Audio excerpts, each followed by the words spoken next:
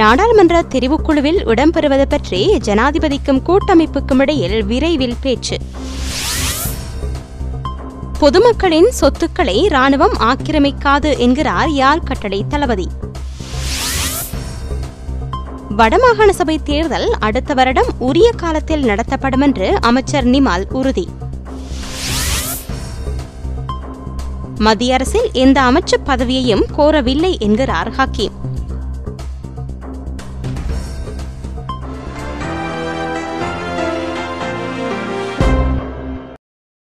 இனி விரிவான செய்திகள். இனப்பிரச்சினைக்கு தீர்வு காணும் நோக்கில் நியமிக்கப்படவுள்ள நாடாளுமன்ற தெரிவுக்குழு பற்றிய பேச்சுவார்த்தைகளை ஜனாதிபதி மஹிந்த ராஜபக்ஷவின் இந்திய பயணத்தின் பின்னர் பேசுவது என்று தமிழ் தேசிய கூட்டமைப்பின் தலைவர் ரா சம்பந்தனுக்கும் ஜனாதிபதி மஹிந்த ராஜபக்ஷவுக்கும் இடையில் நேற்று நடைபெற்ற கலந்துரையாடலின் போது இணக்கம் காணப்பட்டுள்ளது. கிழக்கில் ஆட்சி அமைப்பதற்காக ஸ்ரீலங்கா முஸ்லிம் காங்கிரசுக்கு தமிழ் கூட்டமைப்பு விடுத்திருந்த அழைப்பை தாம் நிதானமாக அவதானித்து வந்ததாகவும், அப்படி ஓர் ஆட்சி ஏற்பட்டிருந்தால் எதிர்க்கட்சியில் அமர்வதற்கு தமது கட்சி தயாராகவே இருந்ததென்றும் தெரிவித்திருக்கும் ஜனாதிபதி மஹிந்த தமது இந்த எண்ணத்தை முஸ்லிம் காங்கிரசிடம் வெளிப்படுத்தியிருந்ததாகவும் கூறியிருக்கின்றார். தமிழ் தேசிய கூட்டமைப்பின் தலைவர் ரா சம்பந்தனுடன் நேற்று காலை அலரி மாளிகையில் பேச்சு நடத்திய போது இவ்வாறு கூறிய ஜனாதிபதி இப்போது அனைத்தும் இறுதிப்படுத்தப்பட்டு விட்டதாகவும் குறிப்பிட்டார். இந்த சந்திப்பில் அமைச்சர்களான மைத்ரிபால சிறிசேன, பேராசிரியர் GL பீரிஸும் கலந்து கொண்டனர். இந்த சந்திப்பு குறித்து பேசிய சம்பந்தன், கிழக்கு மாகாண தேர்தலில் வெற்றியீட்டிய கூட்டமைப்பு வேட்பாளர்களுக்கு விடுக்கப்பட்டு வரும் அச்சுறுத்தல் பற்றி ஜனாதிபதியிடம் முறையிட்டதாக தெரிவித்தார்.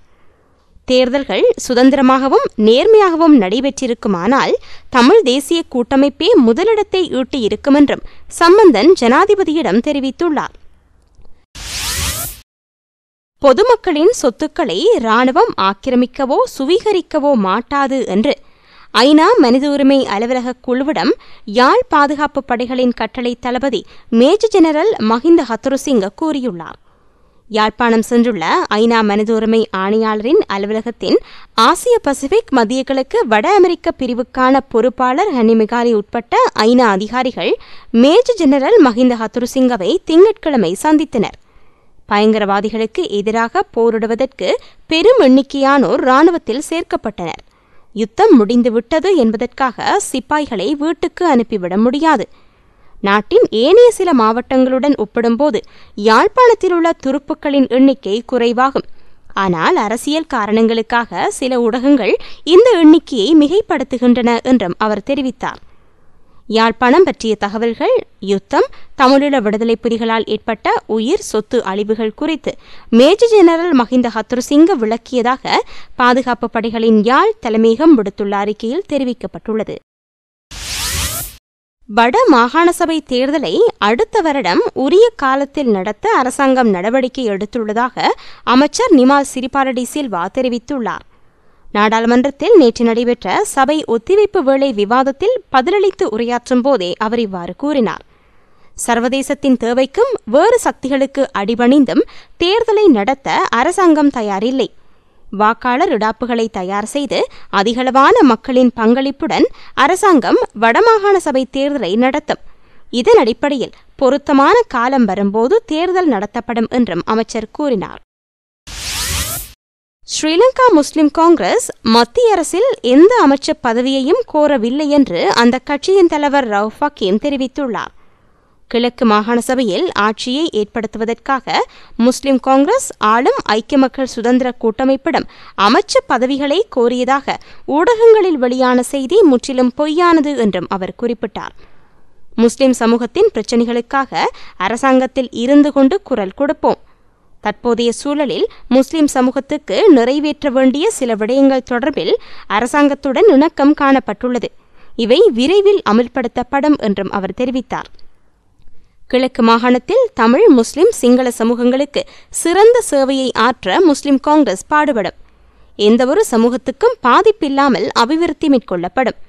கிழக்கு மாகாண ஆட்சியை அமைத்தல் தொடர்பில் ஐக்கிய மக்கள் சுதந்திர கூட்டமைப்புடனும் தமிழ் தேசிய கூட்டமைப்புடனும் பேச்சு நடத்தினோம். இதன் பின்னரே ஆளும் கட்சிக்கு ஆதரவு வழங்குவது என்று தீர்மானிக்கப்பட்டது. இந்த தீர்மானத்தால் தமிழ் தேசிய கூட்டமைப்பு ஏமாற்றம் அடைந்திருக்கலாம். எனினும் எதிர்காலத்தில் கூட்டமைப்புடன் முஸ்லிம் காங்கிரஸ் சிநேகபூர்வமாக செயற்படும் என்றும் அமைச்சர் ஹக்கீம் மேலும் கூறினார். கிழக்கு மாகாண சபையில் ஆட்சி அமைப்பதற்காக ஜனாதிபதி முஸ்லிம்களின் ஆதரவை பெற்றுள்ள அதேவேளை 52 முஸ்லிம்களை படுகொலை செய்த முன்னாள் முதல்வர் பிள்ளையானை தனது ஆலோசகராகவும் நியமித்துள்ளார். அப்படியானால் அவர் பயங்கரவாதம் சம்பந்தமான ஆலோசகரா என்று ஐக்கிய தேசிய கட்சியின் நாடாளுமன்ற உறுப்பினர் தயாசிறி ஜெயசேகர நேற்று சபையில் கேள்வி எழுப்பினார். நாடாளுமன்றத்தில் நேற்றைய அமர்வின் போது இடம்பெற்ற ரணவீர சேவா அதிகார சபை திருத்தச் சட்டம் மீதான விவாதத்தின் போதே அவர் இவ்வாறு வினவியுள்ளார். கிழக்கு மாகாணத்தில் சர்வகட்சி ஆட்சியொன்றை அமைக்க அரசாங்கம் முயற்சிக்கின்றமை வரவேற்கத்தக்கது. இதில் ஐக்கிய தேசிய கட்சியின் பங்களிப்பும் இடம்பெற வேண்டுமாயின் 3 நிபந்தனைகளை அரசாங்க தரப்பினர் ஏற்றுக்கொள்ள வேண்டுமென்று ஐதேகவின் பொதுச் செயலாளரும் நாடாளுமன்ற உறுப்பினருமான திஸ்ஸா அத்தநாயக்க தெரிவித்தார். வடமாகாண தேர்தலுக்கான திகதியை உறுதிப்படுத்தி அறிவிக்க வேண்டும், நல்லிணக்க ஆணைக்குழுவின் பரிந்துரைகளை நடைமுறைப்படுத்த கால அவகாசமின்றி செயற்பட வேண்டும், நிரந்தர அரசியல் தீர்வொன்றுக்காக நாடாளுமன்ற தெரிவுக்குழுவை உடனடியாக அமைக்க வேண்டும். இந்த 3 நிபந்தனைகள் பற்றி அரசு அவதானம் செலுத்துமானால் கிழக்கு மாகாணத்தில் உத்தேச சர்வகட்சி ஆட்சியொன்றுக்கு ஐதேக ஆதரவு வழங்கும் என்றும் அவர் கூறினார். கிழக்கு மாகாண சபையின் முதலாவது முஸ்லிம் முதலமைச்சராக நஜீப் அப்துல் மஜீத் நியமிக்கப்பட்டுள்ளாராயினும் முஸ்லிம் மக்களின் உரிமைகளை காட்டி சமூகத்தை ஏமாற்றிய ஸ்ரீலங்கா முஸ்லிம் காங்கிரஸ் அதனை பணத்துக்கும் பதவிக்கும் பேரினவாதத்திடம் அடகு வைத்து விட்டது என்று உலமா கட்சித் தலைவர் முபாரக் அப்துல் மஜீத் தெரிவித்துள்ளார். முஸ்லிம் முதலமைச்சர் கோஷம் எழுப்பிய முஸ்லிம் காங்கிரஸ் தமக்கான முதலமைச்சரை இழந்து அவமானத்தை சந்தித்துள்ளது. அதேபோல முதலமைச்சர் பதவி பற்றி பெரிதாக பேசிய அகில இலங்கை முஸ்லிம் காங்கிரசுக்கும் இந்த பதவி கிடைக்கவில்லை.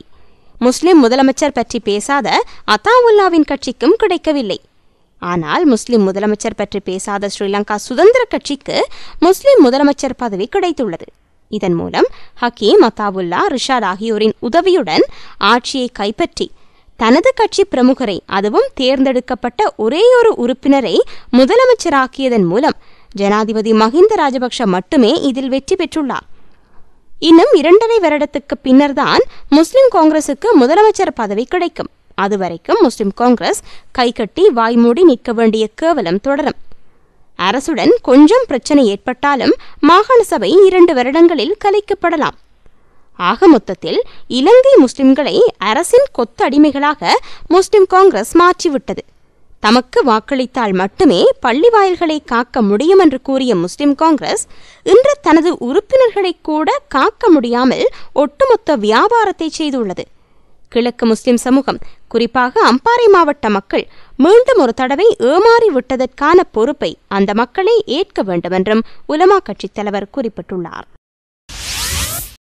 கிழக்கை வளமான மாகாணமாக மாற்றுவேன் என்று புதிய முதலமைச்சரான நஜீப் மஜீத் தெரிவித்தார். ஏனைய 8 மாகாணங்களை விட வளமானதாக கிழக்கு மாகாண சபை எதிர்காலத்தில் மாற்றப்படும்.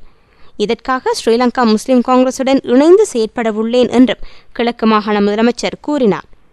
மாகாண சபையிலுள்ள தமிழ், சிங்கள உறுப்பினர்களுடன் இணைந்து மாகாணத்தை கட்டியெழுப்பவுள்ளேன்.